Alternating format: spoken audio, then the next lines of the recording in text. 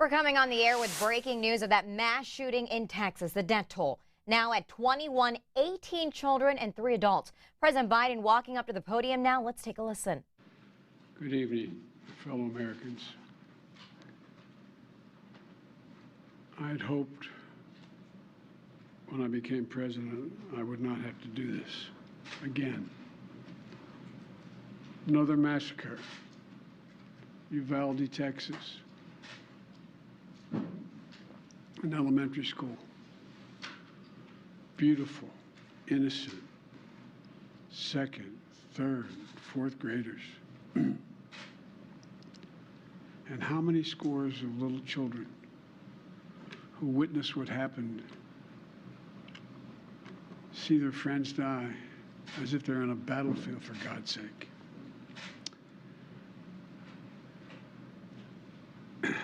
They'll live with it the rest of their lives. There's a lot we don't know yet. There's a lot we do know. The parents who will never see their child again, never have them jump in bed and cuddle with them. Parents will never be the same. To lose a child is like having a piece of your soul ripped away. There's a hollowness in your chest. You feel like you're being sucked into it and never going to be able to get out. Suffocating. And it's never quite the same. It's a feeling shared by the siblings and the grandparents and the family members and the community that's left behind.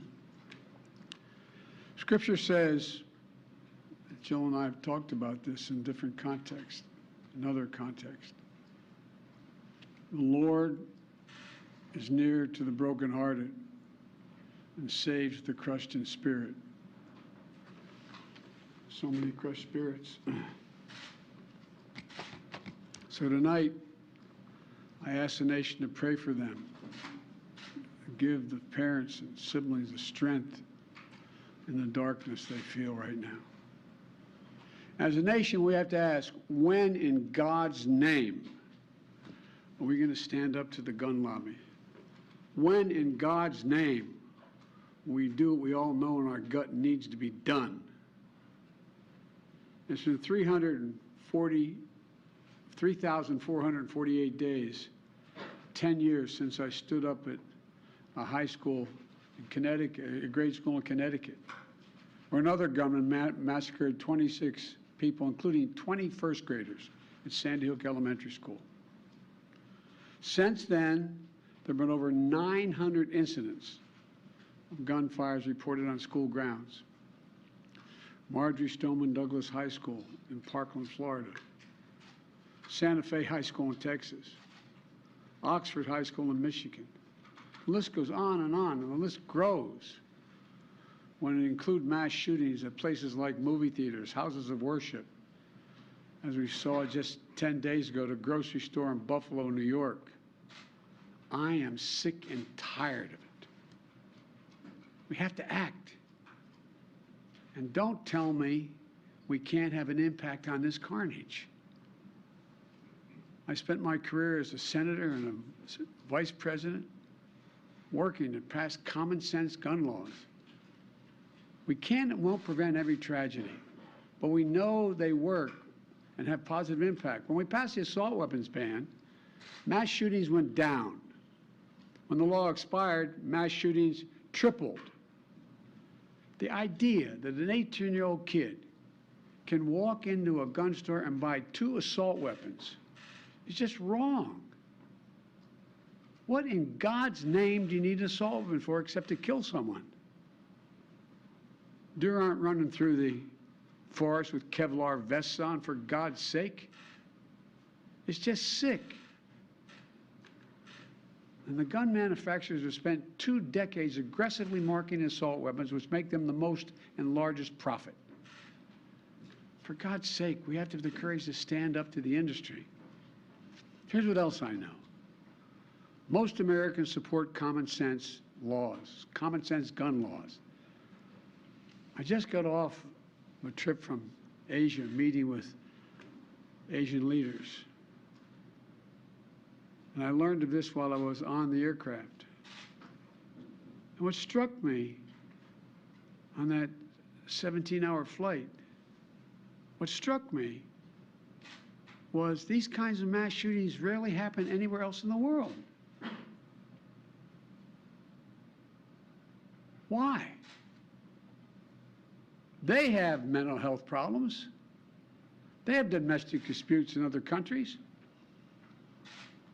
They have people who are lost. But these kinds of mass shootings never happen with the kind of frequency they happen in America. Why? Why are we willing to live with this carnage? Why do we keep letting this happen? Where in God's name is our backbone to have the courage to deal with it and stand up to the lobbies? It's time to turn this pain into action for every parent, for every citizen in this country. We have to make it clear to every elected official in this country, it's time to act.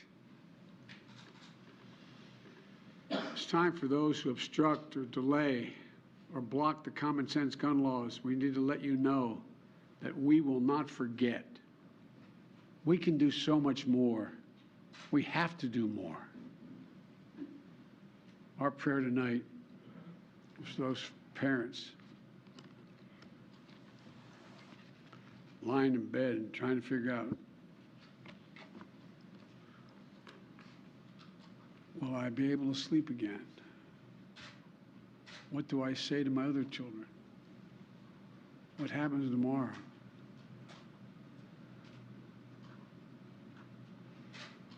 May God bless the loss of innocent life on this sad day. And may the Lord be near the brokenhearted and save those crushed in spirit, because they're going to need a lot of help, and a lot of our prayers.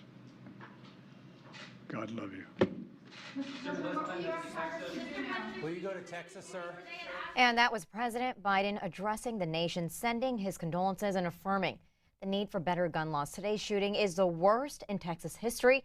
It's also the deadliest elementary school shooting since Sandy Hook 10 years ago. Now, tonight at 10, we're following the latest developments in Texas, how that community and the families who live there are grappling with today's murders. We'll also have an in-depth look at mass shootings at schools and the rise in teen violence in the country and locally right here in the DMV. We'll see you back here at 10.